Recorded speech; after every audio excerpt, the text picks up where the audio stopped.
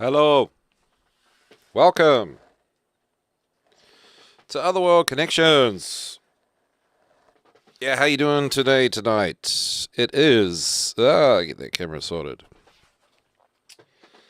Yeah, it's 3 minutes past 2 p.m. on a Friday down here in New Zealand. Yeah, it's a wonderful sunny autumnal afternoon. Well, it's more like a late summer feeling. T-shirt and shorts, flip-flops are on. That's my beard rubbing into the mic. Jumping on here at the last minute, I'm trying to find my spot on the Marie-Louise von France documentary that we've been watching. Yeah, we kind of pushed pause on that. Almost feel like starting it all over again, but I won't do that to you. Yeah, hey, this is Revolution Radio, the #1 listener-supported radio station on the internet. So yeah, please consider helping to support our efforts and our airtime by visiting the station's donation section on our website, it's revolution.radio, freedomslips.net, freedomslips.org. Yeah. So, I am just trying to figure out this documentary, and we'll do a little play along. I want to put the link.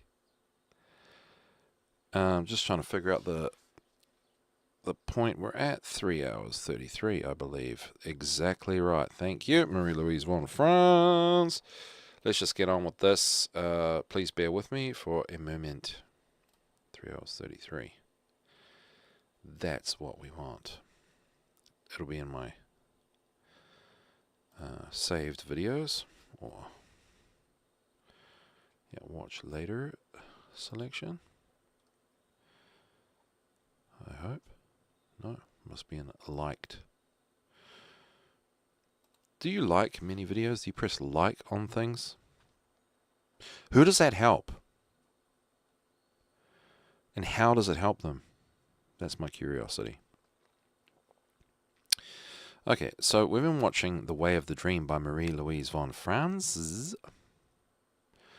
who was the A-grade student of Carl Jung. Yeah, I mean, really, say no more as far as I'm concerned. And this is called The Way of the Dream, and we've been looking into it. Dream analysis. So really, what what you'll find, or what we've found so far, is that symbols are very rich and complex, and while there is some objectivity to the symbolism, each symbol in a sense is subjective, especially when you're talking about dreams, because you experience a dream for you, so it's your own personal thing going on. Or is it? And that's the interesting thing, because Marie-Louise von France reiterates, and she says it in a way that doesn't really sound like she's backing out of maybe being challenged on the validity of, the meaning of dreams, or if there's significance there. But she does often say that sometimes the dream is not for you, or is not meant to be decoded. So there's a yin-yang kind of thing with even just saying dreams are really important, yet they're not at the same time. But I think it's more that overall they're important. But I think what we have taken away thus far in the 3 hours and 30 minutes that we have trawled through over various episodes recently on Otherworld Connections, because, dream analysis, that really is making those otherworld connections. One thing we do know for sure is that there's an element of forces from elsewhere that we can't see that are working kind of in the background, helpers, in a sense that's their way of, communicating with us, or that's our way of observing what's going on in the background in respect to us and our lives. So yeah, I mean, so that means that, every dream is significant, whether, you wake up every day with a clear dream and then, you see that as a guidance for, a message for the day or for the week, or guidance for how to go about things moving forward. Well, um, maybe not so much or so often. I personally believe, and what we're kind of seeing, this message has been coming through in the documentary, that you can decode the symbolism a little bit, and kind of get an idea of maybe what the universe, or what the cosmos, or what the gods, or what God is trying, sort of processing for you, helping you process while you try to help process yourself. And now we've talked about solutions, obviously, on the show, and we have like the what century? 20th century, 19th, well, mainly 19th century. It is 19th century.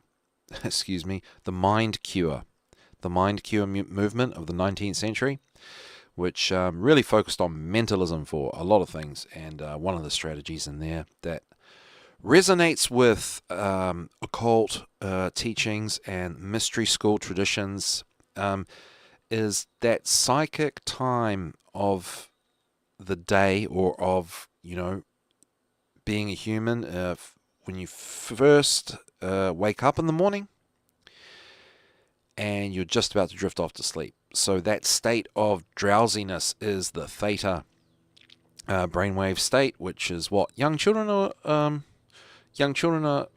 buzzing around on. 2.5-year-olds, 3-year-olds, they're rocking to that state too. So it's a big electromagnetic law of attraction mashup in that space, and that's where you can try and get to work on achieving things or finding solutions to things that you have issues with. And so this ties into my work with The Secret Kindergarten, which is just a radio show for kids. But I do say that if you do have children, like if you're a parent and stuff, don't brush me off. Don't. And I recommend having a look at some of the stuff I've done on my website, thesecretkindergarten.com. Because it's really it's not about me. It's not about me, please. It's about, the process that I got a lot of these shows to do, to try and demonstrate what happens in the theta state. So while I did spend a lot of time on many episodes, especially the early ones, I spent about 30 hours plus on each one, believe it or not. There's a big aspect to it where it's mystical, synchronistic, where there are parallels between every story, every song, every activity. There is an overarching theme to the whole show, and these threads are what really young children are really looking for. They want to be in that slipstream of natural law. It's true. They want to be living in that motion of universal consciousness, connection, law of vibration. They want to be there and in it, and they want a scaffold to their own development, and raising their own consciousness, which will happen really anyway at 7 years old, when they actually become fully conscious, as in self-aware. So they're looking for that ride to take them to 7 years old. So it's all a little bit of a word salad and gobbledygook and hocus pocus and stuff. The bottom line is, kids like things that affirm our interconnectedness with one another and other things and beings and the universe itself. So that's my monologue for the day. I hope you liked it. freestyle off the top of the dome. And that's what happens when you go blah, blah, blah. Circling back to saying thank you to Revolution Radio, who are very lovely people. Management just say, hey, you know, have a little interview. You seem like an okay guy. We'll give you a go. And here I am. A man-made success story after all these years. You can check this out. You can see my face. You can see my face on YouTube. What I used to find really funny when I was teaching is when kids would say something to me that obviously their angry dad would say to them. I love it. Processing anger. Yep, they start saying things that their parents say to process anger. I think it's funny. And like Ricky Gervais says, anger is funny. It's just not funny when you're angry. And I think that's a true story. It's cruel, but true. So here we go. I'm just going into the Revolution Radio chat room. So what you can do if you're really like down with the kids and hippity hop, you can go on to revolution.radio, freedomslips.net, freedomslips.org, and live now on YouTube and Studio A. And you can just join the Discord server. There's all the links there. It's all very easily accessible because it's been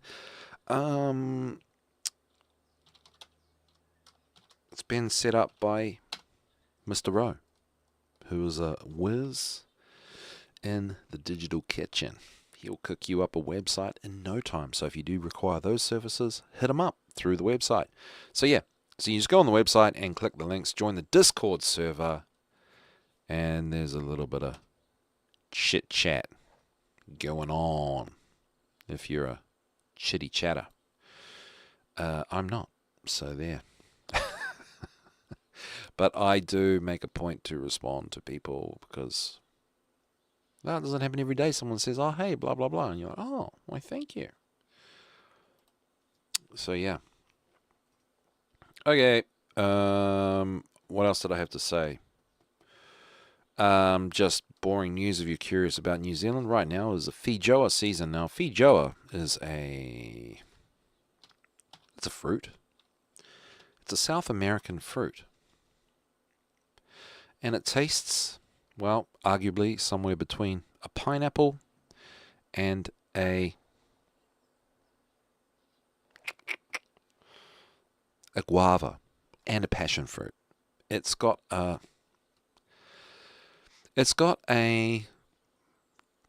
taste, and because New Zealand, this is me being the pessimist, because New Zealand is sort of on the arse end of the world in isolation, and you know, we kind of struggle to hold on to things that give us an identity.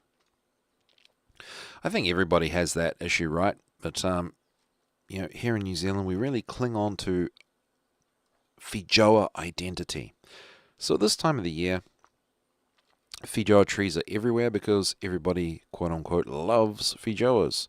But I tell you, they are very much a love-hate type of fruit. Now, if you need to have a piece of fruit and that's available, pretty much everyone's going to get through one. They're not like a, God knows, some really weird exotic fruit, but they are kind of weird and they are kind of exotic. But what I mean is the taste is somewhat palatable and somewhat familiar. They've got a tang.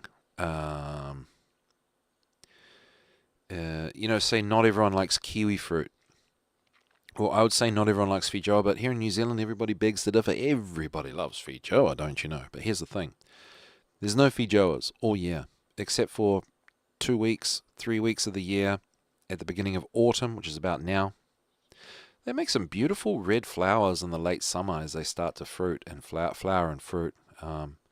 Yeah, they're nice. So I'm just going to read I know this is just... I feel like it's important to, you know, have these, you know, connections with people about, you know, personal. I just don't like this whole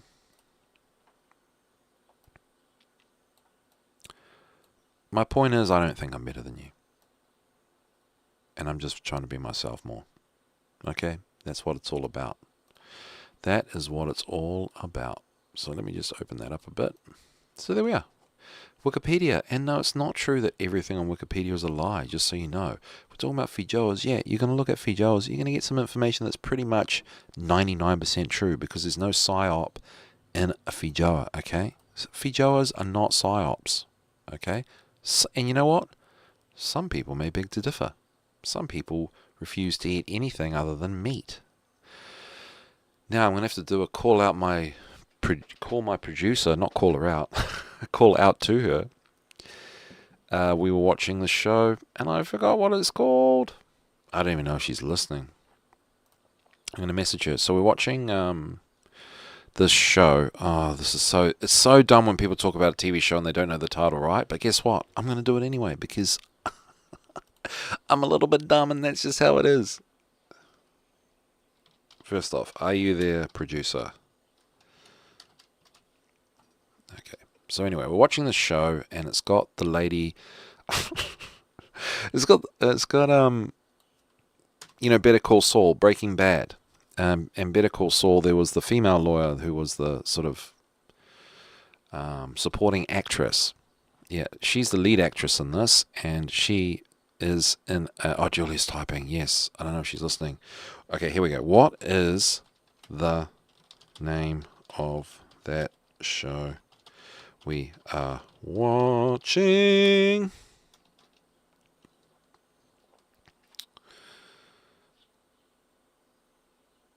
Okay.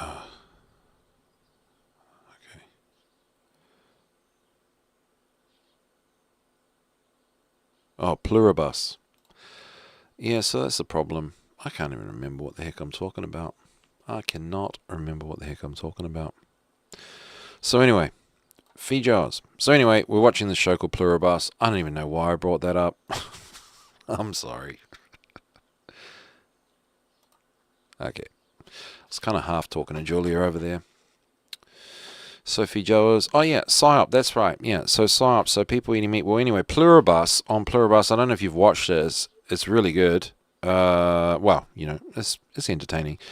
But, we like to watch for psyops, right? And, what they consider to be predictive programming, which isn't really predictive programming. It's more, that's just a fancy word to make us all sound smart in the truth community. But we know, in Satanism and in spirituality and occultism, in the dark sense, you want to do something bad to people, you want to let them know.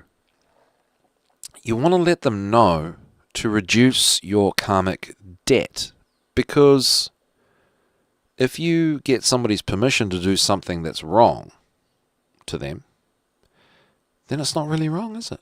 So that's what they try to do. So in Pluribus, there's a bacterial hive mind that infects the world, and it doesn't infect the protagonist and a number of other people, but it affects the whole world, and they all change.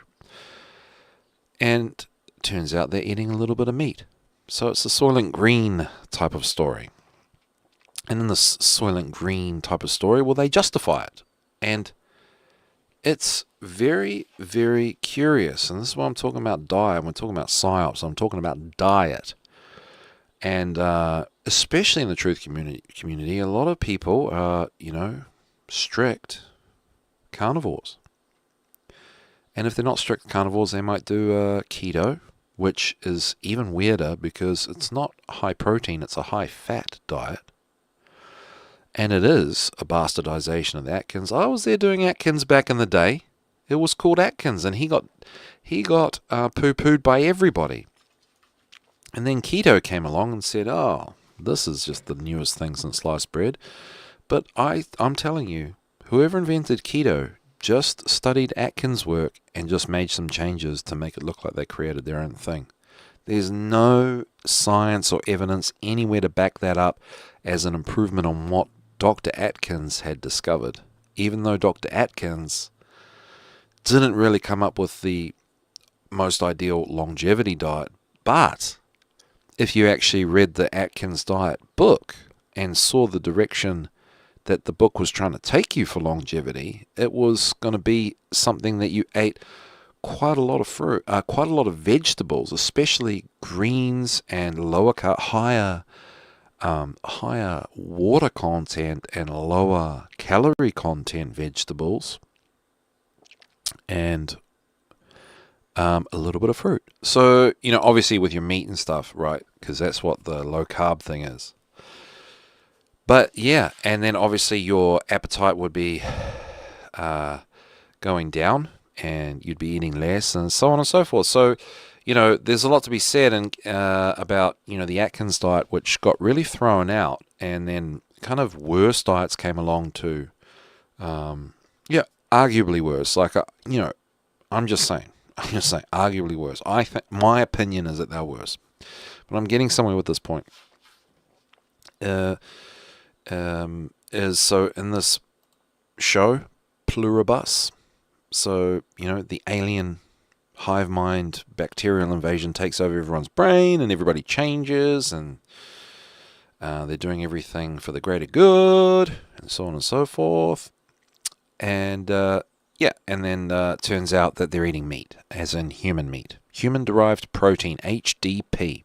So it's got the Soylent Green theme, and and so their argument, and this is the kicker, and this shows how much that there is propaganda out there in the media for what we do eat, or what we should eat and what we should not eat, and also the ethics behind it and the justification. This is the kind of freaky thing, because if you think about where the world's going and what people believe could come next, among all the terrible things that do happen in the world and what get made okay, with transhumanism, I'm a bit of a transhumorist, transhumanism and transgenderism. So, in the show, I haven't watched the whole thing, but in the show, the hive mind's justification for eating human meat is that, well, we're running out of food. There's already 8 billion people, and in a couple of years there's going to be 11 billion. I'm paraphrasing. And so what are we going to eat? There's not enough food. There's not enough space on the planet to support us. So we have to look at all the protein sources, and we have to figure out ways to conserve all the food. And obviously they're now this hive mind, so for some reason they don't make the food anymore. So all the canned food and stuff has gone into some big storage that they then divvy out to everybody, or what have you. So, big plot hole, whatever. So there's all that, and they're like, well, how are we going to feed ourselves? Well, we've got a death rate, and so out of the death rate, they use for human meat. And here comes my beautiful producer. Sorry. Yes. I don't know where you are because there's delay. Oh yeah, I'm talking about the HDP, because I'm talking about Feijoas. Yes. I started with Feijoas, and now I'm going on my second monologue of the day. Someone, wants to correct you when he listens. You may as well speak into the mic.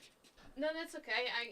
Yeah, but the people are listening. Come on. Okay. So they end up eating dead people. Yeah. Because they can't. It's very contorted. They can't kill anything. They're not even going to pick an apple or to pick up a salad. They don't eat. They're not even vegetarian because they don't want to kill anything, not just animals. But so for them, eating, getting that protein out of people that already died for natural causes, it's better than picking an apple. As well, right. That's why they're running out of food. Because, so it's very contorted. It doesn't make sense whatsoever, but that's the story. I guess they're making everyone angry, both carnivores and vegans. Yes, thank you, producer. I'm going to keep going on this. No, thank you. That's even better than how I was going to say so. Thank you for keeping tabs on me. Yeah, so they've got an ethic, they've got a moral that they can't cause any harm, which is really the argument for veganism, right? The spiritual, the moral, and the ethical, the natural law argument. Do no harm. The anarchistic argument, do not do any harm. And then in the debate of veganism, right, is, well, actually plants do have feelings and are conscious and so on and so forth, and all that stuff is true, right? There is an animistic aspect really to the world to a certain point.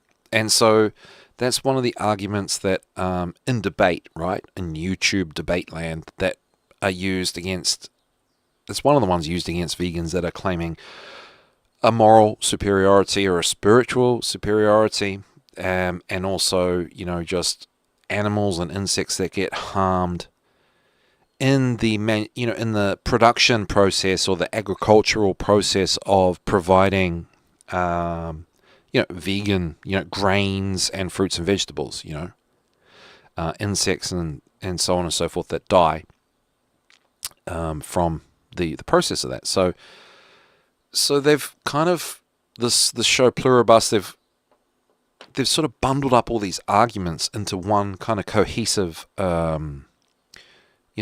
alien philosophy that the aliens have brought on to Earth, right? And they can't cause any harm, so they can only eat a fruit once it's fallen off the tree.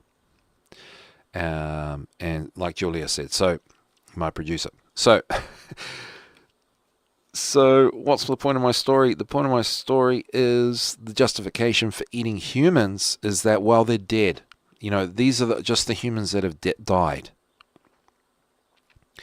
So anyone that's dead, we just say, thank you for your body, we're going to think. And then, so circling back to these arguments against, for veganism or for carnism, is that I've heard many people argue for meat eating, for carnism, that, there's an ethical middle ground here. And this ethical middle ground is, well, we could just have farms of cows, for example, and then, we just look after them because they're kind of cattle, and, arguably the argument is they kind of need herding and looking after and protection and stuff like that to have a nice life. And that's the argument that farmers use. I care for them, I protect them, I shepherd them. I'm like a shepherd. I just look after my flock and give them a beautiful life. And once their life's done, then they're off to the abattoir and they get fed. They get killed and they become food. So it's a beautiful circle of life where no harm's being done. So that's, that's kind of the crucial basis of the arguments. Like, say, if you watch Earthling Ed or these other vegan activists that do the prove me wrong, sit in the middle of the street with a microphone and a table and come and pull up a seat and let's have an argument, debate about this thing. That's kind of where the crux of the argument sort of tries to flesh out what's right or wrong between eating meat or not. And the argument that people say is well, there's this theme in the argument for eating meat is that we look after animals, we care for them, and then when they die, we eat them. And there's no waste and there's not really any harm. But obviously, you're getting cows killed, veal was baby cows and all that stuff. We all know. So we don't want to get stuck on one particular argument and that sort of thing. But it's just interesting in Pluribus, they have tied that argument into it, right? So they're living that argument as well. That's included in their moral, the YouTube morality that, people touch on when they talk about all these things in all these debate channels and stuff like that. So for them, they're not carnists or they're not carnivores. They're doing no harm people. They do eat humans, but they're not hurting them. And my producer's coming back. I missed the spot. Oh, pluribus. That's my Kiwi accent. Pluribus. That's how you're supposed to pronounce it. An educated person town. So, because it's omnibus. I say omnibus, but it's omnibus. Omnibus. Yeah, so anyway. You guys know what I mean. Come on, you Americans, you know how to pronounce things in a way that suits you best. And I mean that honestly. I mean that like with respect. Like seriously. So yeah. Um, so we're talking about psyops, right? Narratives that are played out in TV and stuff. We really started talking about Fijoas, being Fijoa season, but it's all tying in together. That so these aliens are like, well, our philosophy is not to do harm, so we have to eat human meat because we need food because there's not enough land for all the people. So one thing, this is my opinion, and I suspect a lot of you would agree. I'm not a journalist per se. I'm not here to really show you that. And, I don't mean that like a cop-out, but, we know about, what I'm saying is we know about technology. Like, we know that there's technology that exists and continues to exist and continues to get invented and creative by smart, independent minds, and it gets stamped out. Innocent people that find things and go to the patent office and then, turn up dead the next week or whatever. Like, we all know that, right? Where the truth is, where the alternative media, conspiracy theorist type people, we know about all those things. So we know that there are many, many, many other possibilities, and our minds have been restricted and closed off to possibilities and to imagination and to thought of all these things. So let alone the fact that there are facts of, power, ways to create power and energy that are just off the grid, off the charts, that we don't really know except through just what we've watched and read about. But what about stuff that we can conceive, right? Stuff that we can imagine and all the possibilities that are out there. That, the default argument that everybody uses is that we're running out of people, right? The Agenda 2030 thing, the climate change thing, and people really do believe that we are dying. I mean, we're dying anyway, right? We don't live that long. We don't get to live that long, but we're dying because of the planet, and we're killing the planet. Like we may as well just like.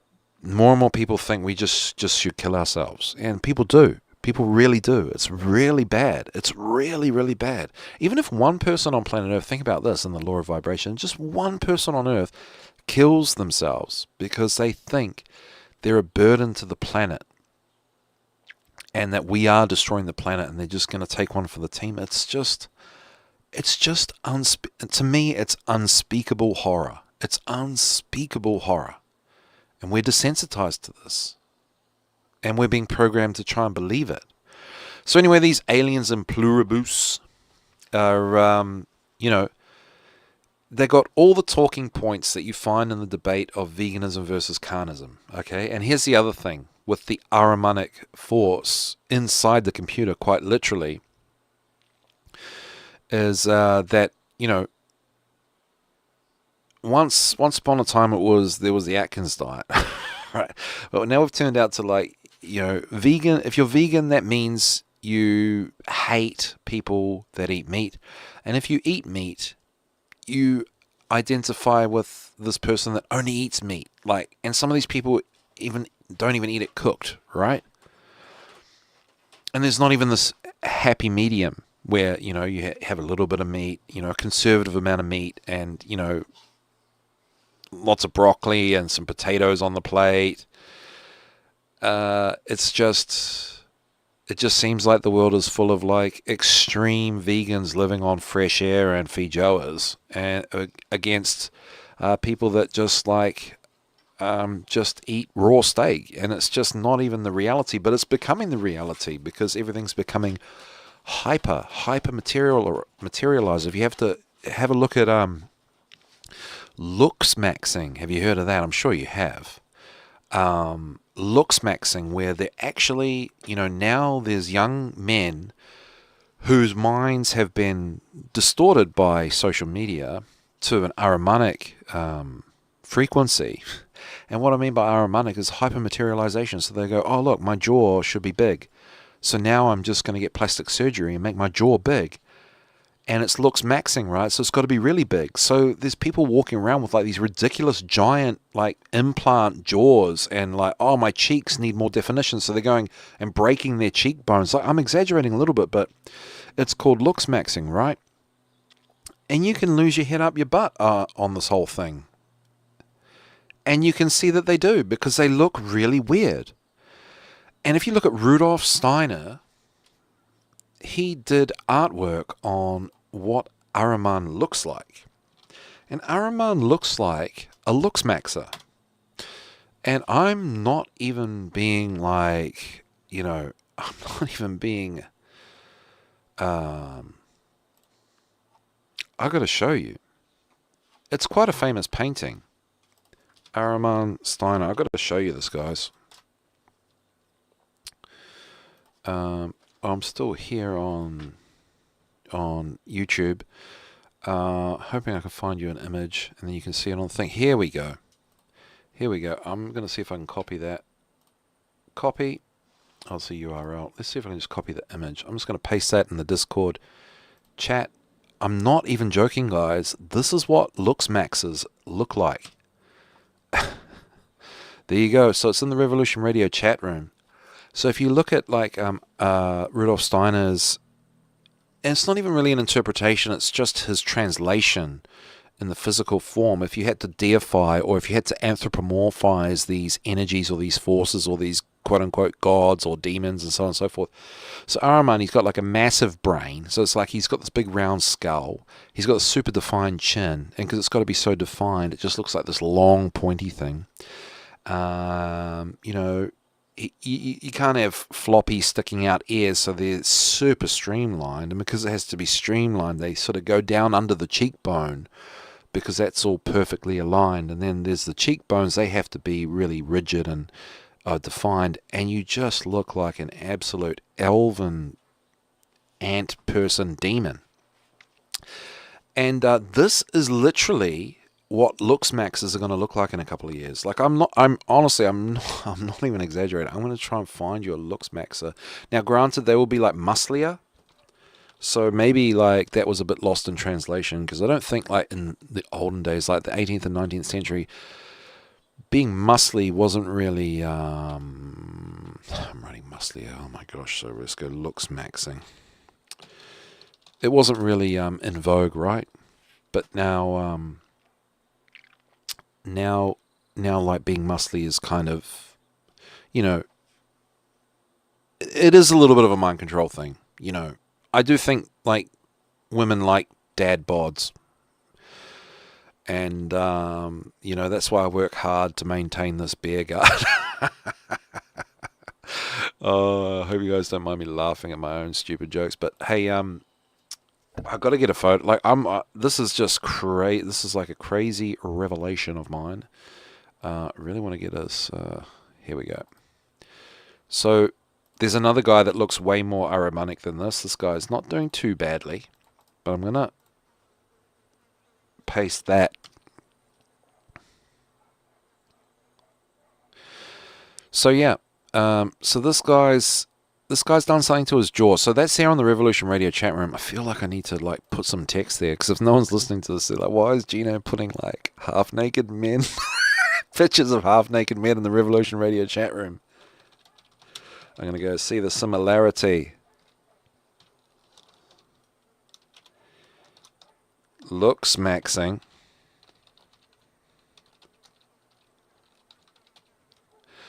Is Ahriman manifesting?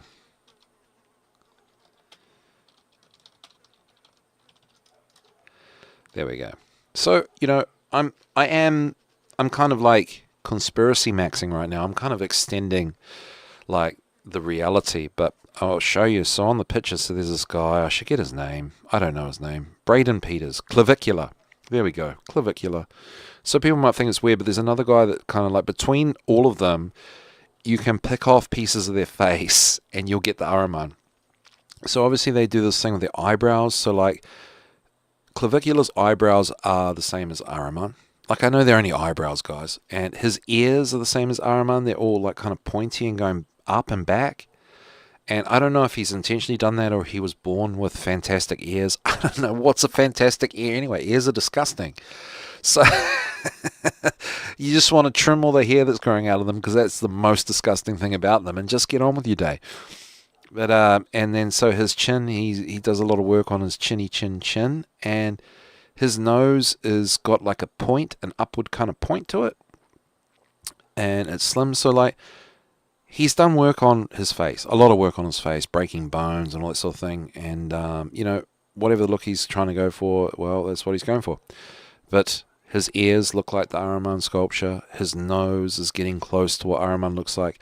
His chin and his cheeks have got a definition that show that sunken shaded area between the cheek and the thing. Okay, I'm going to stop looking at this. It's kind of disgusting. So yeah, so Ahriman, yada yada yada. So going back to veganism versus carnism. So an Ahrimanic view of veganism would be like so it works for everyone, right? So if you're a vegan and then you're like maybe picking on vegetarians because they haven't gone the whole way, or maybe someone that says they're vegan, someone gave them a leather jacket and that was going in the bin. Just one moment. Yes, please. Yeah, so just got something on the stove there. Yeah, so looks maxing, everything's maxing. It's the maxing part. Ahriman is maxing. That's literally what Ahriman is. If you ever heard about Steiner's Ahriman and what that force does and achieves, it's maxing everything. So vegan maxing, where it's like, not only do you, no honey, of course. That's kind of vegan, right? That really is vegan. But say you throw out your leather couch. Your mum handed you down a leather couch. Nah, burn it. It's not vegan. Some people, they can't even have a pet dog because that's not vegan. If you have a pet dog, you can only feed them vegan, and they make a mental gymnastics as to why that's right for a dog. There's no such thing as species appropriate diets, right? It's all veganism or not. So if you own a dog, you're not a vegan. If you own a cat, you're especially not a vegan because cats go around killing mice. And killing mice is not vegan. So if you own a cat, you're not vegan unless you lock your cat inside and feed it vegetables. I'm not even joking. This is what veganism is now in 2026. If you so on and so forth. So if basically you're not dating a vegetable, you're not vegan. Okay, and so then if you eat meat. Well, here's the funny thing that I don't spend, like, I'm actually vegan, right? And in my opinion, it's not really anyone's business, but I'm just sharing it to make my point. But so I don't know about if meat eating, there's meat maxing, but there is, in the sense that there's the Liver King. So there are like these raw people eating like dogs, like. People are eating like how dogs should be eating, because if you are against veganism, then you're pro meat, and so you've got to do meat maxing, right? Because it's the Ahrimanic thing. It's what spending time on Facebook forces you into this mindset, the tribal mindset, that you have to max whatever it is you're doing. So you can't really just go, I'll just join the vegan group and see what they're up to and have a chit chat. No, you're out of there, buddy. And, if you're kind of not really a, Liver King, raw meat eater, well, you're out of that group too, because you're not really like the hardcore, the hardcore dude that's doing all this stuff. So you kind of end up in a slipstream of maxing out whatever it is that you're interested in. And then that becomes, a mindset and a mind control mechanism, and it just sets everybody off against each other. Hypermaterialization, maxing. Maxing is Ahrimanic. So, back to Pluribus, that series that has the lady who was in Better Call Saul, the offshoot show of Breaking Bad. So the aliens are like, so we do have to eat meat and it's kind of okay. it's kind of okay because we've used a bit of mental gymnastics around it based off these, they didn't say Agenda 2030, but these Agenda 2030 kind of ideas that are kicking about. And it just made me think that, like, yeah, I've heard this before, especially from, Mark Passio, because it's the rule of freedom. And obviously I agree with this, is that as morality and freedom are intertwined, in that if morality goes down, then so does freedom. So as we become more immoral, we become less free. And you can see what, governments do to rules and regulations. When people don't follow rules, they start stamping more rules on things as people try and push boundaries and push limits and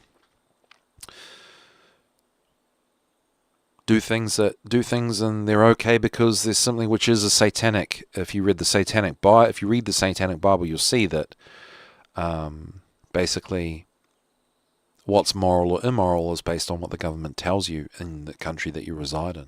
That's the only way that morals can be chosen. So if there's a loophole, then you should exploit it because nothing can happen to you. It's got nothing to do with actual natural law or actual spiritual or common sense, just being a decent human being.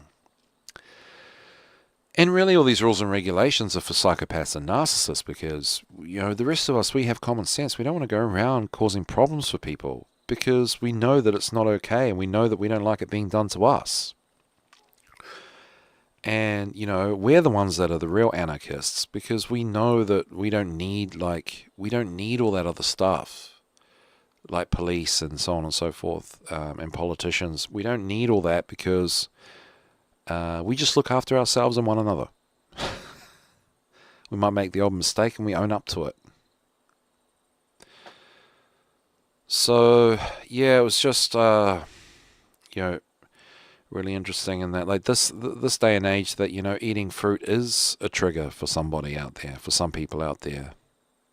That fruit is bad for you, according to a lot of people. And for me, there would not, like, there's just no way, like, I know it's not really an argument, and they don't use this. I don't need to argue it. It's just what makes me decide these things is that, like, obviously fruit is fine to eat.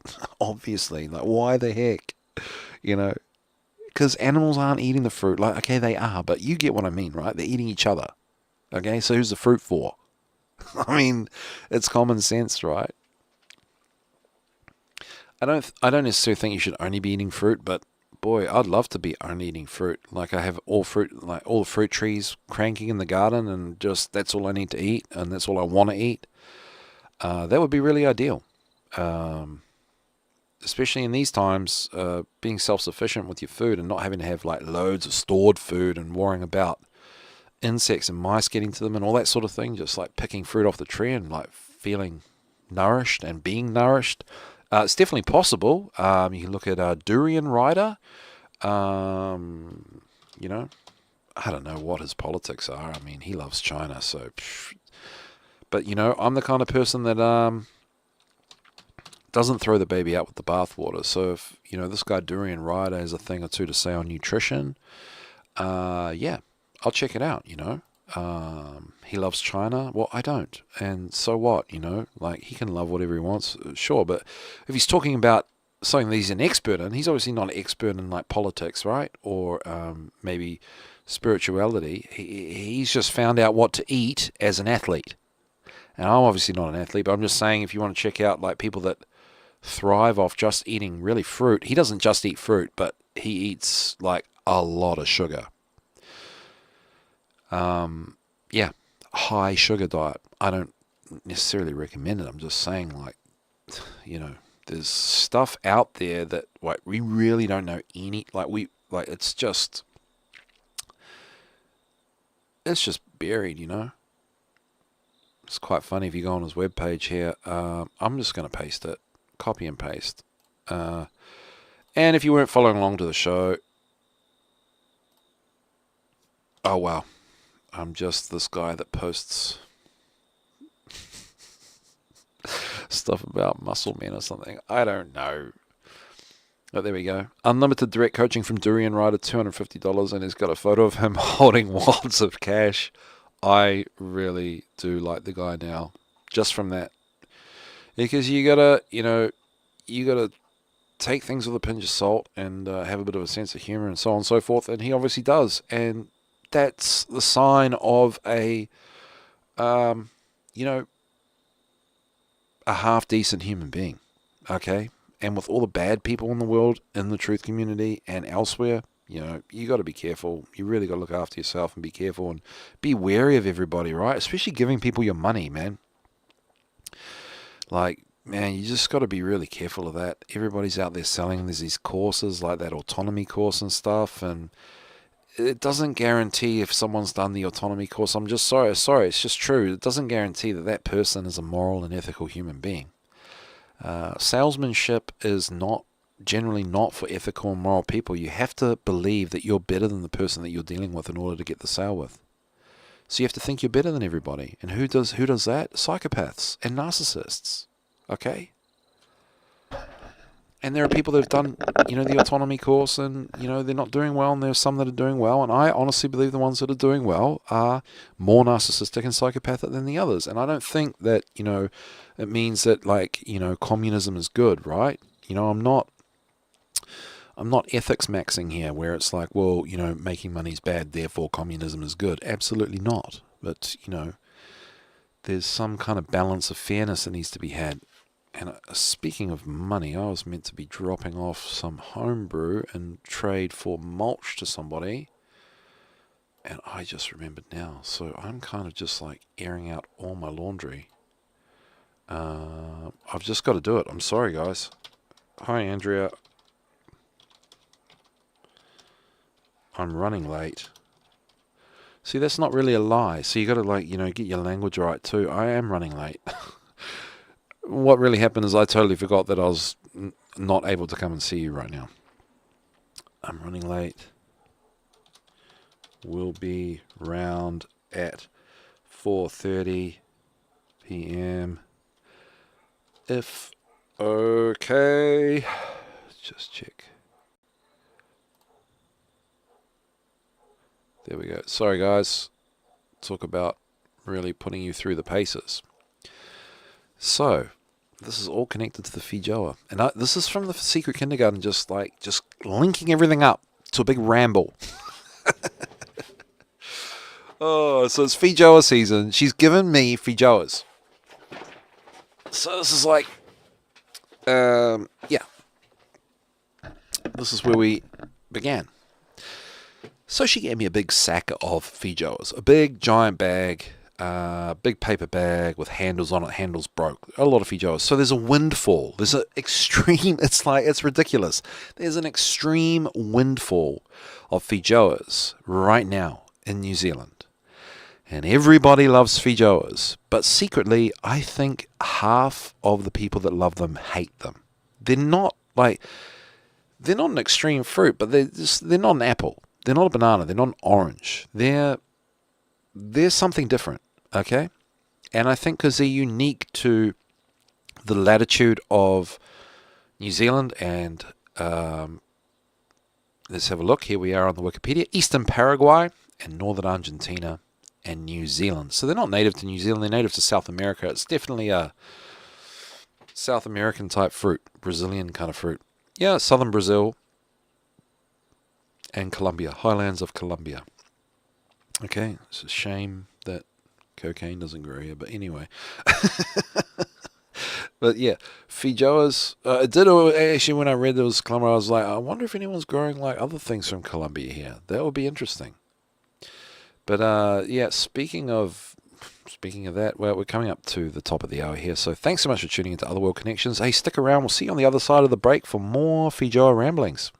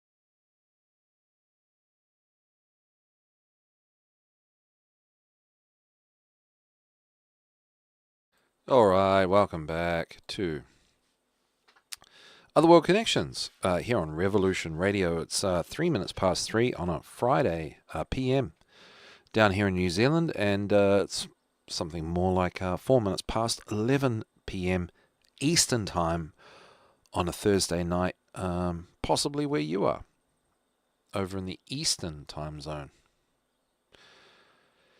Yeah, I've been talking about feijoas, and so yeah, I had to message that lady. She's a little bit of a wheeler and dealer, finds ways for herself to make the odd dollar here or there, and she mulches up fallen tree branches and sells them for $4 a bag. And yeah, we buy them for Julia's garden. And she had a windfall of feijoas, and she wanted to sell me the bag for $5, and I said, yeah, I'll take them because I'll make a homebrew. She said, oh my gosh, well, you can just pay me in homebrew. And yeah, absolutely I will. Now, feijoas are really weird, but boy, do they make a fantastic, God knows what kind of brew. Like a cider? Oh my gosh, that's the best thing you ever tasted. Seriously, if you don't mind a drink. If you like a drink and you're not really too fussy, you like beer, you like cider, you like wine, this is just the bee's knees. It's really good. I don't think anyone's going to not like that. The fruit itself, yeah, you have a few, but you know, the amount of feijoas that go to waste in New Zealand around this time, honestly, so many rotting on the tree, everywhere. You go to the supermarket, and they're $8 a kilo. So, you know, whatever the math on that is, that's probably $4 US. It's probably 4 cents US, just kidding. It's probably $4 US, and that doesn't really reflect that much. I don't think you can really just translate, do the calculation like that and go, oh yeah, I get it. But the point of the story is $8 a kilo or $9 a kilo for feijoas when they just like, you know, you just weighed, you literally at this time of the year, like you got them on your shoes. They're stuck, they're all slipping on the bottom of your shoes, you're all squashed into the creases on your soles. Who's buying them at the supermarket? Unbelievable, man. You can just go and pick them. You can just go and pick them everywhere. But everybody's in love with them, so, you know, they might be a bit protective. But I don't know if that's, I think that's a little bit false. You can't eat them for 3 weeks straight. I'll tell you that for nothing. They're kind of sickly. Like there's a sweetness to them that you can't just have the whole time. You just could not. Which leads me to my final point on all this stuff is that the lady said, "Oh great, I'll trade with you," and that makes me uncomfortable.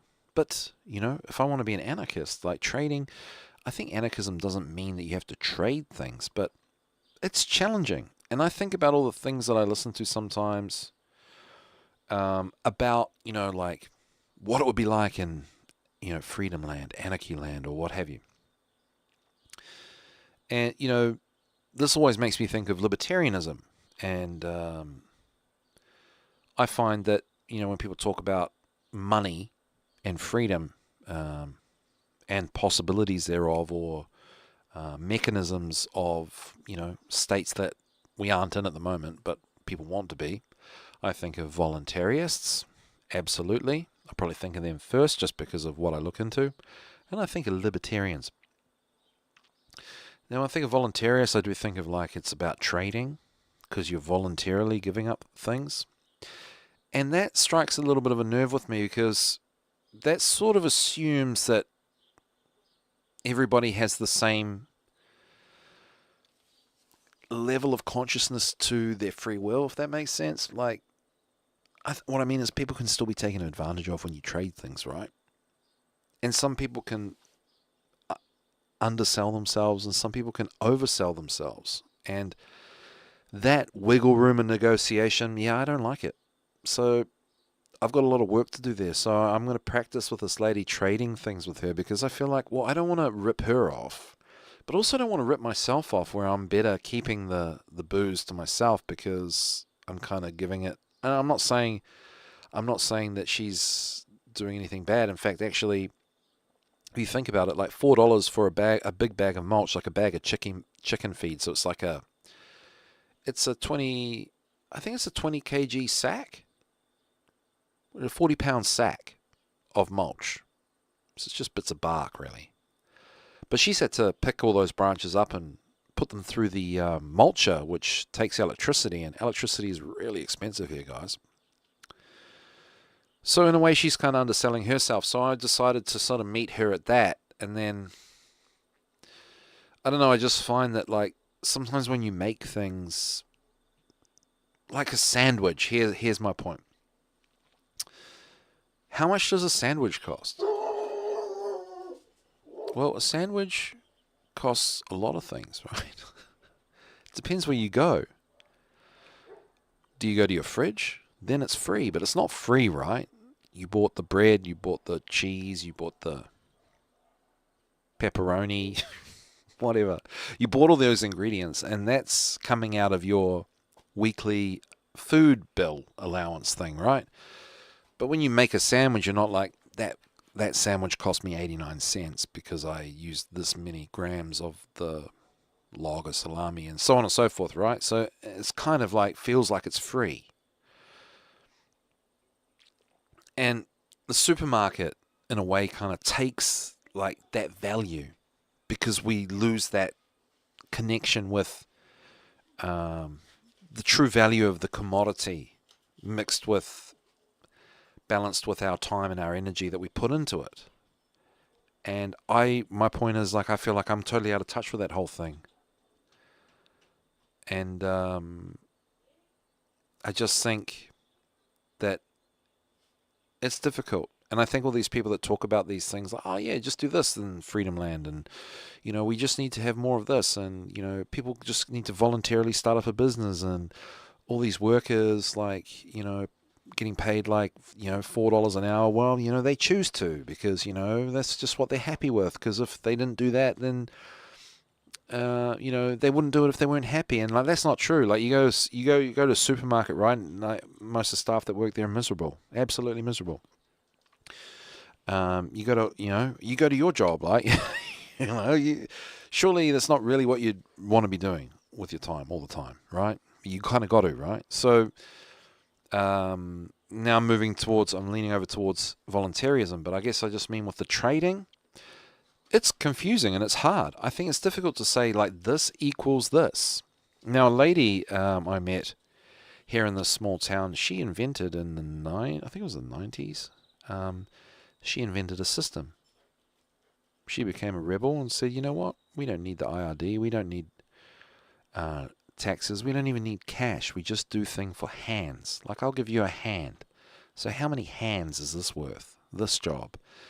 And it was for anything, homebrew, food, obviously services like carpentry, building, construction, landscaping, plumbing, electrical, everything, all, and it took off. It really took off. And small towns do have that sort of like, oh, I'll just do you a favor kind of vibe, right?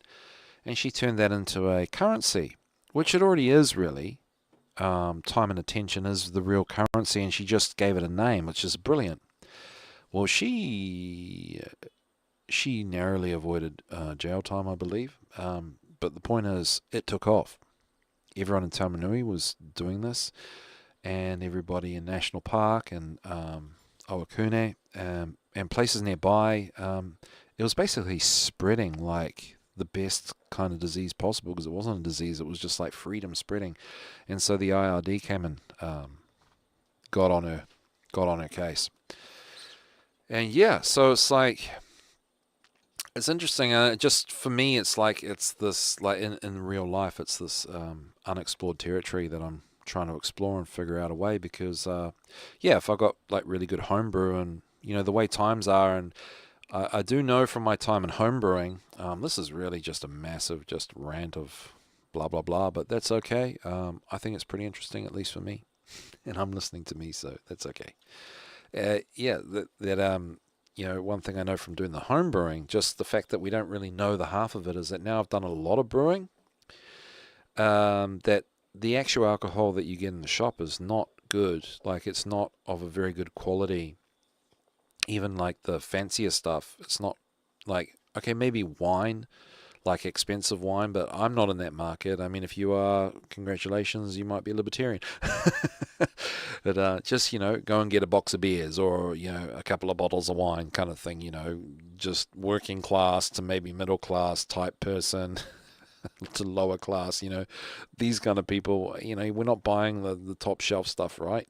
Maybe on like Christmas we might or something. But yeah, the stuff that you get, just the cheaper stuff that you get, like I don't know what's in it, but yeah, not good, not good for you. Like the hangovers and stuff, yeah, really not good. And if you do sort of natural brewing, and you sort of brew with what you have, like around you, like local herbs and fruits and stuff like that. Yeah, you're not. I wouldn't say you wouldn't get a hangover, but the inebriation is actually pleasant, like way more pleasant than the inebriation that you might get from, for lack of a better term, like you might only have one or two drinks, but you feel really good with homebrew. Natural ingredients, a lot of natural wild herbs, have a lot of anti-inflammatory properties, and it's very medicinal,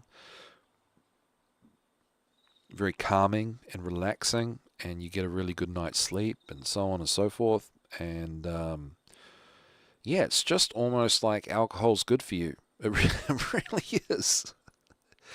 And then you don't drink as much. You really don't drink as much. There's just something about it. There's just something in the commercial brews that are not good. And I know that sounds a bit like blowing my own trumpet, but it's really not. That's the other thing. Homebrewing is really easy. It's just a pain in the butt. You got to take time. You got to sort of, to make it really work, you got to kind of work hard when you're doing it. You got to, really get stuck in and be organized and be really clean. And get up a bit early to do it and make the effort and fit it into your day. So it's a chore. It's a chore. But other than that, there's really nothing to it. Just chuck some yeast in, some sugar, some fruit, whatever. You really just chuck things in. Like there's not. That's the other thing about brewing. The pretentiousness of people that do brewing. Nah, I mean, okay, if you're brewing beer, if you're brewing craft beer, yeah, absolutely, because the water. Like say you want to make a certain type of beer, well, the water has to be a certain acidity and has to have certain minerals and a certain salt content and those things to achieve the type of craft beer that you want to achieve. Maybe it's like a triple IPA or a New England IPA or a Pilsner or a red ale, or they all have attributes and characteristics to the drink that require, like, even the water to be treated and filtered in a certain way. And obviously, like, a type of English ale might be popular because they just use the tap water, the municipal tap water, or a spring that comes from that region where they make it, and that water has a particular calcium content and a water hardness and a particular pH. So if you want to brew that, you've got to adjust your water to fit that, and then it becomes very scientific. But then if you're just doing it at home, then you're just working with what you've got, then it just becomes what it is. And, maybe you're not in the best place for it and it's not the greatest brew, but so that's my thing on the Feijoa thing. Feijoas are very local and abundant at this time of the year, and they just come from just the earth right nearby you, right around you, and make a brew, and it's really it just tastes absolutely fantastic. And I just think that locality of it and that accessibility and seasonal thing to it is just really the stuff that makes it so great. So yeah, and so then back to the trading thing, I wanted to say is, so the voluntarists, I saw some page on Facebook and people talking about hypotheticals for voluntarism. What's more voluntary thing to do, to go for the cheaper price option at Kmart or to buy it from Doris down the road who makes them, but it's twice the price, and everybody arguing over that? Well, I guess I just think the ethics are really more in the trading part. Like, how do you negotiate the trade? Like, what makes something worth better or less than someone else? Because you could be slightly more assertive and dominant in your personality over somebody, And you could just take advantage by being more dominant over them. And I know this is now another kind of communist thing. I'm just kind of stating the facts. Like, there'd be people in voluntarism that could be taken advantage of by just cheeky people that are just trying to get a little inch, taking a little extra inch off people just out of being greedy. Like, voluntarism doesn't, like, how do you, how do you control greed? Well, everyone has to be, self-aware and aware, like presently aware, so like less traumatized than other people, or as less traumatized as everybody else. So these hypotheticals are kind of difficult because so many people traumatize and have trouble with negotiating just day-to-day things in a way that like protects themselves. And I know America, you guys don't really have this as much of a problem, but I think elsewhere really does, for sure. But I guess the point of my story, Julia and I, my producer, we talk about this a lot, and we're probably going to do some episodes. I'd like to do an episode with her on it. We just talk because we hear libertarians, right? I won't drop names, but my point is, like, if you listen to podcasts or shows on YouTube or whatever, and there's a libertarian person, well, the point of my story is, have you ever listened to a poor libertarian? It's not rhetorical, because my point is I've never, ever come across a poor libertarian in my entire life. Everyone I've met or heard that's talked about libertarianism and identified as libertarianism is dressed in fancy clothes. Like, they haven't told me how much money they've got. They've obviously got money. Or they say that they've got all these businesses and they've got lots of money. And, they say, oh, I was just doing this thing. And it's like, yeah, I've never done that before because I could never afford it. And yeah, okay, I'm poor, so what? Like, that's not the point of my story, but I'm just saying, I think libertarianism is whatever. This minarchism, this light government thing. I'm no government. It's either no government or, you just good luck with voting, really. Libertarianism, there's not, like, libertarianism, in my opinion, is people want to have their cake and eat it too.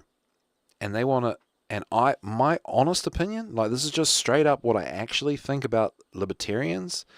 And I'm talking about, when I say libertarians, I'm not talking about you. I don't mean that in a bad way. I just mean, obviously, someone that's got like hundreds of thousands of subscribers or thousands of subscribers on YouTube, they're not listening. I'm just talking about just, my fellow man here.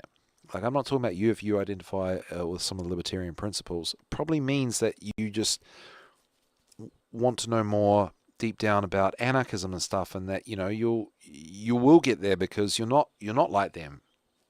And I just mean that I honestly think these libertarian broadcasters just want more money for themselves, and they get pissed off that they end up in this tax bracket that's not poor, it's not super rich. Some of them might be super rich, but not really. But they definitely be what I consider to be rich, which is like, the upper middle class to upper class, right? So, like, I don't even know how much money that really means, but what I mean is I think they end up in these tax brackets where this is how they wake up. They wake up to maybe, the control system is that they're like, what? They're taking that much money from me? That's just so BS. And it really, really irks them. And so then, libertarianism comes along and says, hey, guess what? Libertarianism, you don't have to pay that much tax. And I really do think it's just a bunch of rich people trying to get a tax break. I really do think that. And I really disdain, personally, listening to like libertarian-based podcasts. I know voluntarists and anarchists, there's a blur there because they're both quite large communities in the alternative media, and in a way they kind of need each other to gain more status online. And again, like, all this stuff, like, what I'm talking about is the people that actually put in their face, like putting skin in the game. They're actually like on YouTube, Odyssey, or whatever, social media, right? And they're known, and they put out stuff and loads of people watch it or listen to it. And there's a bit of a crossover there, but I'm telling you, honestly, someone can prove me wrong. I'll be willing to be proved wrong. I don't know how, but how it's possible. But libertarian personality types, popular libertarian personality voice, talking heads are just rich people. They're rich people that just want more money and want by having less tax. And they talk about people that don't have much money in a very like a commodity, and because that's the world that they're in. And I'm one of the commodities they speak of, and I don't agree with it. I don't like it, and that doesn't mean that I'm a communist or that they should give me some of their money. But it doesn't mean, like, say I go and work at the supermarket for minimum wage. It doesn't mean that that's what I want to do. It's what I need to do, and I can't even get a job there. But anyway, it's neither here nor there. But my point is that libertarians say, oh, well, we need people to make businesses and, and so people can get jobs that they want to get. So it doesn't mean everybody wants the job that they get. If everyone tomorrow was like, say you got everyone in the world and sent them an email and it said, hey, this is just a really stupid hypothetical, but if everyone had the opportunity tomorrow to either take, like, all the money, well, that's kind of dumb, but like, say they had the option to switch their job for something else, how many people would take that? And I don't mean necessarily like swap the job for like, just a holiday, permanent holiday and a pension. I don't mean that. But if they were like, okay, so you don't want to do this, we're going to give you everything you need, or we're going to help you, or click your fingers like a genie. You can switch roles to the thing that you'd rather be doing. How many people are going to switch, do you reckon? I don't think the switch is going to be necessarily like a successful thing. And this is where I think that the libertarians do see this. I think libertarians see people as, dumb and stupid. Like they see the stupidity of other people and maybe not the stupidity of themselves. And we're circling back to this, sales pitch, like door-to-door salesman kind of thing that a lot of people that make a lot of money are like have to lean into to fight to get money, and to do well. You have to think you're better than everybody. And I think a lot of these people view people like that, and I think it's a little bit psychopathic. I really do. And so I think libertarianism is slightly psychopathic ideology. So there you go. And just to try and get that explanation right at the end is that, I think they see people as like, well, you wouldn't be able to do that. You could switch to that. Like the genie can come along and switch that, but you're just going to ruin things because I'm here giving you a business and I'm giving you the opportunity to make money, and you're here. So you want to be here because what are you going to do? You're going to go and be prime minister? Look at you. You're not going to be that. You're just going to be doing this. So just learn to be happy. Like this is what you want to do. That's why you're here. And I think that's the view of libertarianism. Libertarians, at least like the mouthpiece, the talking heads. And yeah, it's actually disgusting to me. It's actually disgusting at a like mild level. Like I'm not, head over the toilet every day when I hear something about libertarianism. But yeah, I think these people are kind of like, rich boomers that done quite well for themselves, and they just want to keep holding on to their pie, and they think sprinkling crumbs around to the proles is philanthropy, and that the proles just woke up one day and said, I'd like to be a prole. No. That's not how life works. And so anyway, the person that might get the opportunity to switch, I honestly think like loads of people would switch. More than 50% of all people would switch. More than 50%. I would say probably more than 70%. And I'm just making that up, but that's my opinion. So I reckon most people would switch job to something else that they believe that they'd rather do. Now, I don't know if they'd do well at it. The libertarian might have a point, stay in your lane. They might have a point in terms of certain things, but yeah. So, yeah, trading with one another is, I think it's difficult. I think it's territory that, we need to get right, and we need practice in, and the way we live, the way we go about things like shopping and that sort of thing, it takes away our sense of value of effort and commodities, because by the time we finish our working week, we're tired and we just want to get some takeaways, takeout, get a pizza, just get some beers, meet up with a friend at the bar because you can't be bothered cooking or whatever, and then you spend more money than is really ideal, because you've worked so hard for it. But then it's like a cycle, right? And obviously, we need to have treats, and we need to do and have fun and splash out a little bit. But I think just the sense of the value of all that stuff, and even in today, which is where I resent this libertarianism idea. Like today, like everybody's work, especially at the minimum wage level, is extremely devalued.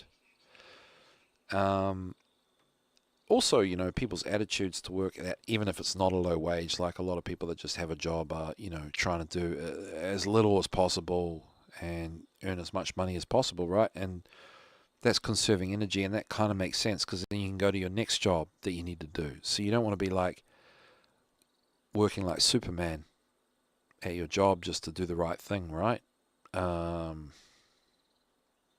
Even though I personally think you should, but I also think you should be rewarded for that, and that's the situation that we're in.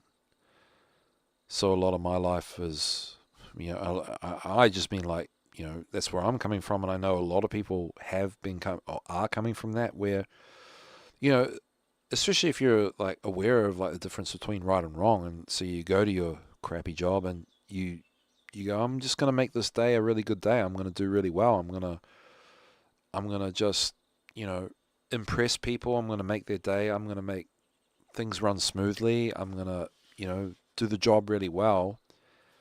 And then you're not really recompensed for that. You probably don't receive the correct compensation, and you probably don't receive the appreciation that you deserve. And and that's just true. It's not about like, I'm a snowflake and I want people to pat me on the back along the way, but I mean, that would be nice, but but I don't know if that makes sense. But I think, yeah, being overworked is up to the individual, and we're in a culture now where people are trying to get away with doing as little as possible. And then the people that have have morals and ethics, they're the ones that end up being overworked and underpaid, because you guys are the glue of literally the whole planet. And yeah, so shout out to all the hard workers out there. I just hope you can find a way to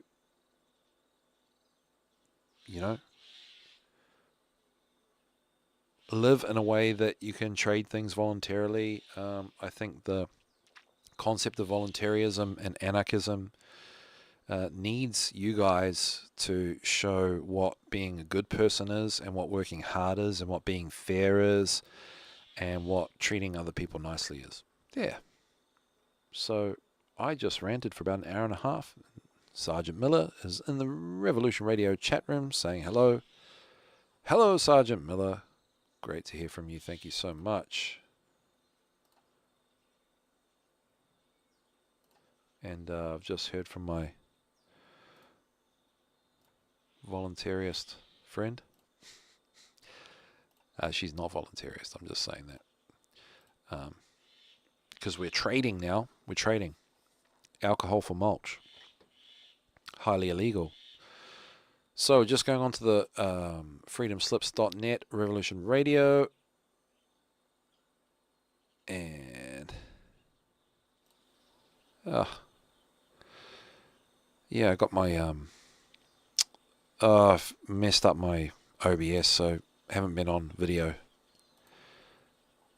But yeah, revolution.radio. It's 11:33 p.m. Eastern Time down here in New Zealand. It is a magical 3:33 p.m.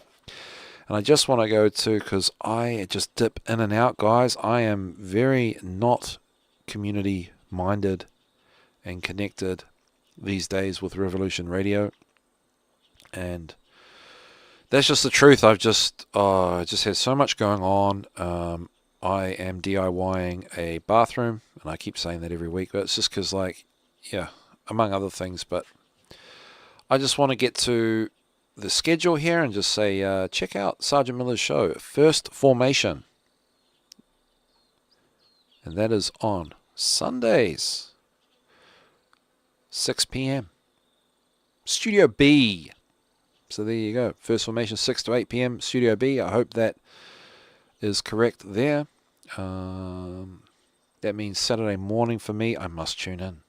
But there you go. Sergeant Miller. Check out his show. He's around and in the chat. So yeah, I think we'll go to, for the last 25 minutes, we should go to Marie-Louise von Franz. What else was I going to say? I might try and round this up because, round this up with my blah, blah, blah, because, yeah, 20 minutes of this video, I only just start warming up. But yeah, dreams and symbolism. So what I do is I just go to symbolism websites and refer to symbolism books. I download them from Anna's archive, which we'll probably do a news update of Anna's archive soon, but there are mirror sites. Basically, Anna's archive is just, the Noah's Ark of books. It's just all digital. She's been, I don't know if she's directly been getting in trouble or if she even is a she, if she is Anna. But she recently, what's the word? Scraped. Yeah, there we go. She scraped Spotify or something. So it was going to be, or it is, I need help if anyone out there is listening and knows about this, but there was a scraping of audio, of music. And, the relevant authorities got involved in trying to shut that down, like they've been trying to do with the Internet Archive, which now at the Internet Archive you have to have kind of digital library card, right? But it used to be you could just read anything the heck you wanted. So yeah, something like Anna's archive really needs support because you can get, like all kinds of books, like pretty much you name it, like anything and everything, and even like rare books. Obviously occult books. Obviously it's not everything because I don't know. I don't know if it's everything or not because you just type in some topics, right? And there's all the books there. There's loads. Everything, man. And it's an ongoing project. And there are opportunities. There are obviously ways to get involved, and that's all voluntary. So, yeah, they sort of kind of came after her a little bit because there was some scraping of audio and music, and music industry is pretty funny, as we all know. So I'm going to just go Anna's archive, Reddit, I think. Official subreddit. I wonder if there's...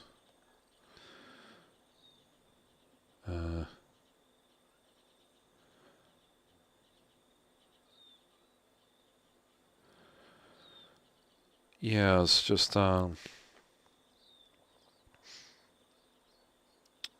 it's worth just a quick look. Yeah, it's mostly people complaining. That sounds about right. But yeah, you get used to it, man. Like just, I need some books. I just jump on there, type in a few things and just press enter. And then, yep, download that. And, you just end up with this massive library of books, man. It's like, it's hard not to take for granted, but it's, it's a thing that them registered trademark are coming for. Yeah. And, they're up Internet Archive's ass.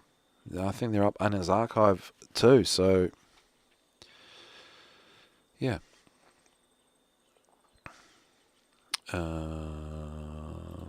So I get books on dreams and symbolism and stuff from there and just, trawl through them. So, have a dream about this, that, or the other thing. Animal symbolism is like probably the best, and people say it's a starting point, but I think it's more also an end point as well. Like if you can just be comprehensive in the symbolism of animals, you're just learning about nature, you're learning about the world around you, and you can apply that to human qualities. So Rudolf Steiner, a lot of his work is using the explanation of what animals symbolize in correspondence to the human, spirit, the human life, the human body, everything like that. So courage and the heart and the lion all mean the same thing, and none of them could exist without one or the other. So because we have a lion, we have a heart, and because we have a heart, we have courage, and all of those concepts are all intertwined, and that is how creation is. That is how life is. And I just think it's really beautiful, and it really struck me when I read a lot of all that stuff. And so so anyway, animal symbolism is a cool thing. You have a dream about a cat, well, you can look into, there's a lot of information out there on spirit guides. Like, it doesn't necessarily mean that the cat is your spirit guide, but just like information on what a cat means, esoterically, deeper down.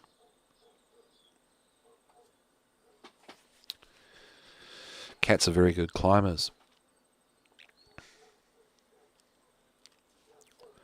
So it could mean to do with like, getting, like, achieving goals. It could mean that. So yeah, just like all that sort of thing. But yeah, we've got 20 minutes, and I've actually run out of things to say, guys. So without further ado, let's play the whole reason I signed on to this dang show for, which is continuing The Way of the Dream by the documentary of highlighting Marie Louise von Franz's work on, you guessed it, dreams.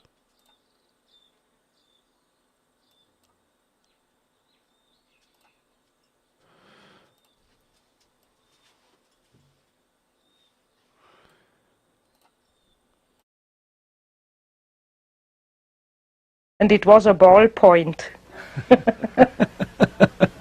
So I said, now there you are. After that he wrote an excellent thesis.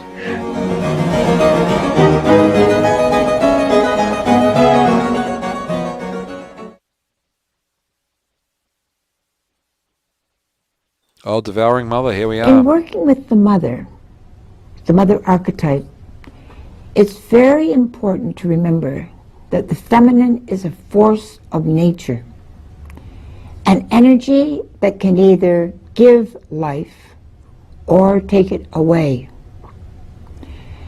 Children attempting to function in an atmosphere that cannot sustain life suffer bodily and psychically. They fear life itself.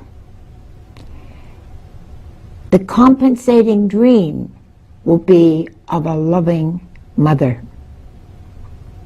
Now, other children blessed with parents who are able to give them the honey of life may have strong, positive feminine images compensating for the loss in the culture. The one is an individual loss, the other a cultural loss. The full moon is one of those radiant images that can bring the dreamer into himself, then take him off the ground into a universal world of stars and spheres, and he can become lost in the harmony of that space. It is very important with such dreams that you recognize the compensation essential to stay on the ground and not be lost in the harmony of the spheres. Every man has a girl of his dreams, a divine image of beauty and perfection. Jung called a man's inner woman his anima, which is Latin for soul. She animates life. She can inspire a man or devour him, but whether he likes it or not, it's the male's fate to pursue his soul through life. We're constantly searching for the girl of our dreams. Oh, last night I dreamed that his girlfriend showed up at the kite stand today, and we were all going to go out on the boat. We were supposed to go out on his brother's boat, and I thought she showed up, and I thought it was really strange because yesterday he told her to go fly a kite. Not, he didn't want to be with her anymore. And I thought, here she is again. That's all I remember. Dreams? I have good ones. My dreams are usually things sexual. They usually come true. Usually about my girlfriends. The normal dreams of a man are surely about wives, you see. That is absolutely normal. Do you have any dreams?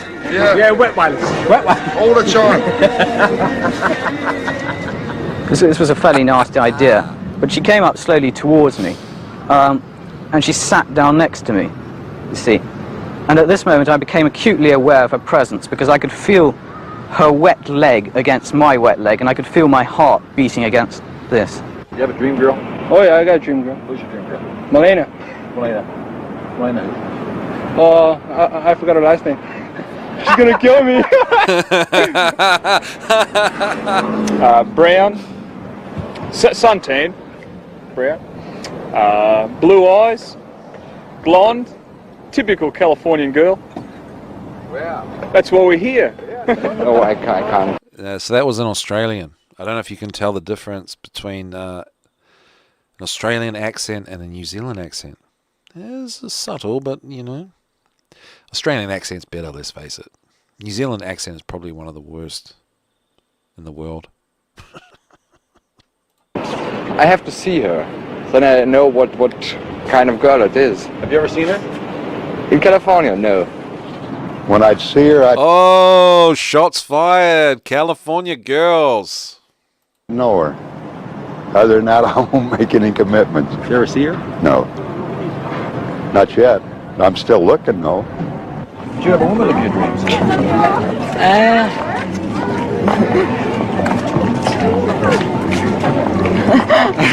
I'm not sorry. The girl in my dream I'm married to. Oh, she's about 5'5", 130 pounds. Built pretty nice. Measurements is 36, 24, 36. Healthy. I was walking along a city street in the rain, mid-afternoon, with a friend. I don't know who the friend was, except that it was a man. We looked up, and to the left, to our left, was an empty window, dark. To the right was another window in which sat a young woman in her early 20s. She had long, mousy brown hair pulled back in a ponytail. It was greasy and almost dead. Her face, too, was dead. There was no expression in it at all. She simply sat staring out into the street, and yet not staring at anything. There was no focus in her eyes. The woman of your dreams. Often. Who is she? I wish I knew. I've dreamt about every kind of woman imaginable. I've dreamt about Marilyn Monroe, the Queen, beautiful one at a well, my mother, virgins, prostitutes, fat ones, thin ones, black ones, white ones. I've even dreamt about you. How is a man supposed to make sense out of this incredible number of forms that his femininity takes in his dreams? The anima has many stages and embraces a great range of psychological facts. Jung once divided it in four. I just gotta say, the video is playing on the YouTube. It's a bit late now. I'll rewind it for next week. We're gonna watch this. This is so cool. I love this documentary. It's literally 10 hours.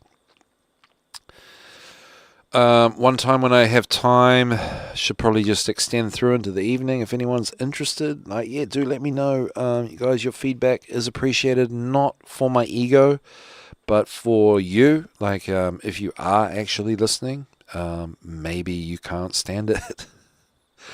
That I just talk blah, blah, blah for an hour and a half. Let me know. But I suppose if you can't stand it, then you're not here because you were like, oh, that's Gino, and switch it off. So it's kind of an oxymoronic request. But yeah, just let me know, because if there's like 5 people listening and you'd rather it be something, then hey, you know. I really do kind of do this for myself, really.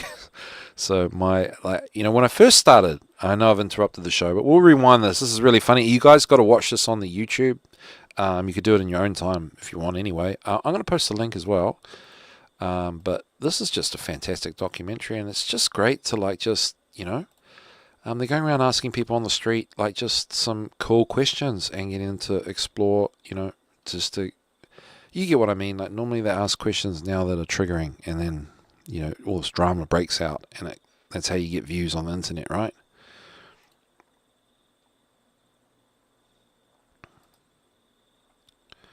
I'm going to paste that.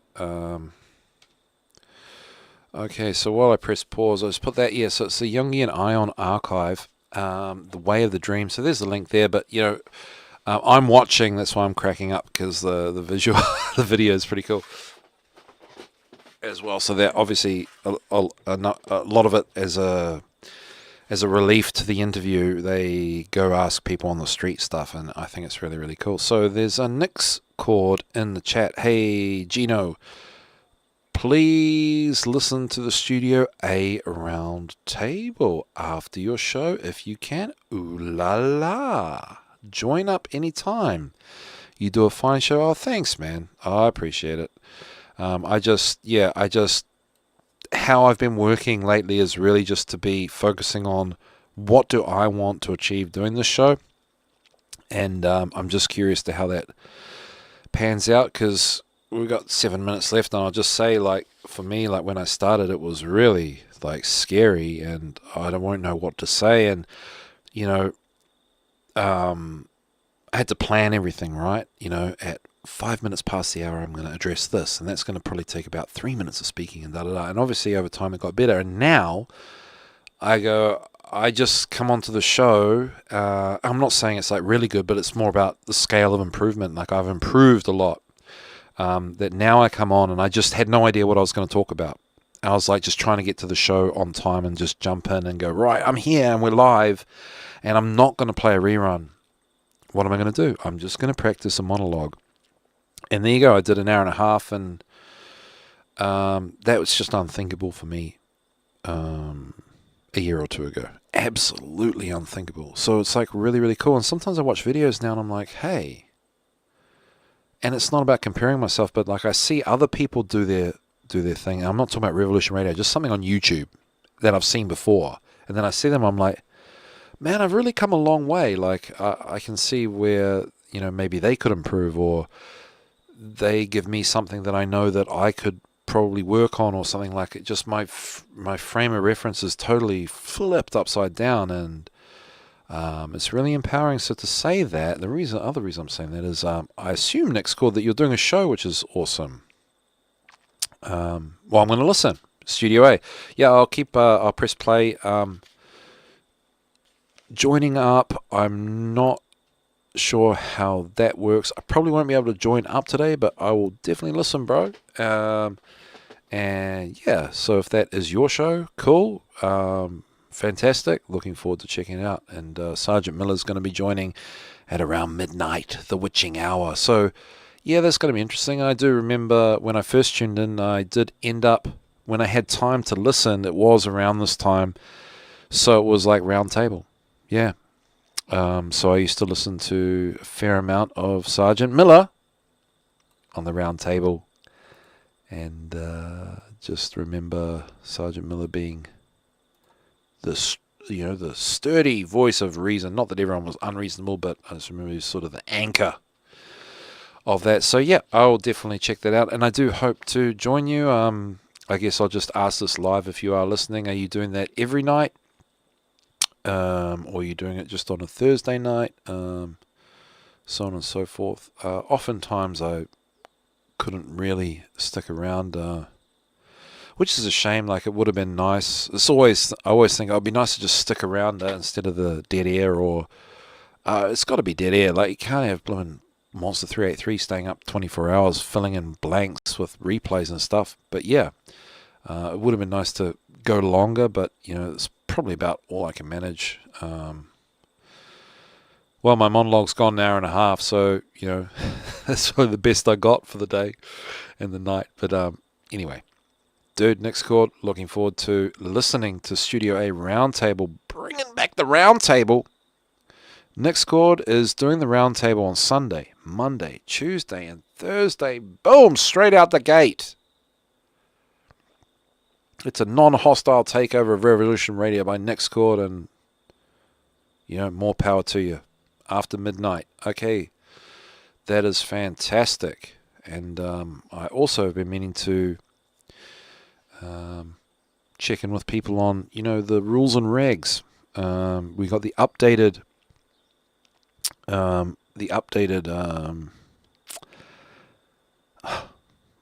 what's the word? Operating conditions. Like what you shouldn't do and what you should do, no swearing and all that sort of thing for doing your show. And here I am, I'm playing this video, The Way of the Dream, Marie-Louise von Franz, and I am a bit worried that I'm not actually supposed to do that. So if anyone knew that about that, then let me know. Especially YouBoob. YouBoob is very... YouTube has changed the landscape of what copyright actually means. Where it's almost like copyright doesn't mean copyright anymore. It means YouTube does things the way it tells you it chooses to do. And if you're not allowed then for things, then you're not allowed. And that's not really copyright. Copyright was more about protecting revenue of artists and creators, right? You've got to have a lot of subscribers and get a lot of views to be making money on YouTube. So I hear anyway.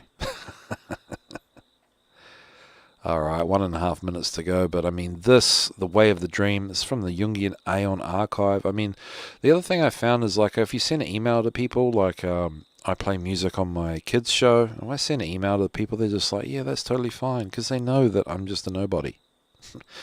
I'm not making money from it. I'm not doing it for profit.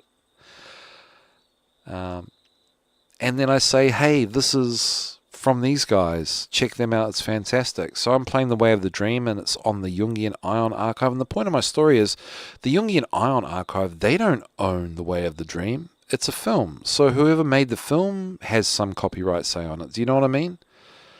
So I'm just playing a replay of a replay. And YouTube does a lot of that. So yeah, I'm just curious. I'm going to probably send an email to the management to find out what the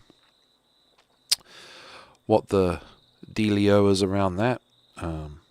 Yeah, so anyway, yeah, funny way to end it, but yeah, all the best to Nick's Chord and Sergeant Miller with the round table tonight, and that's great news, Nick.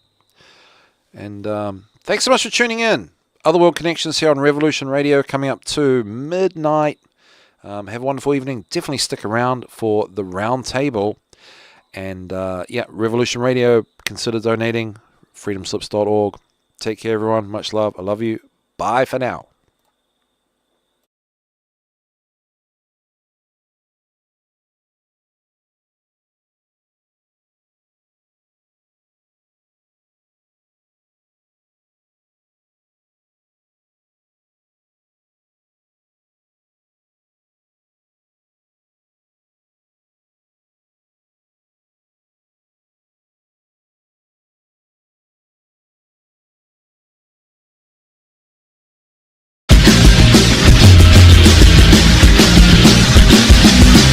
Thank you for listening to Revolution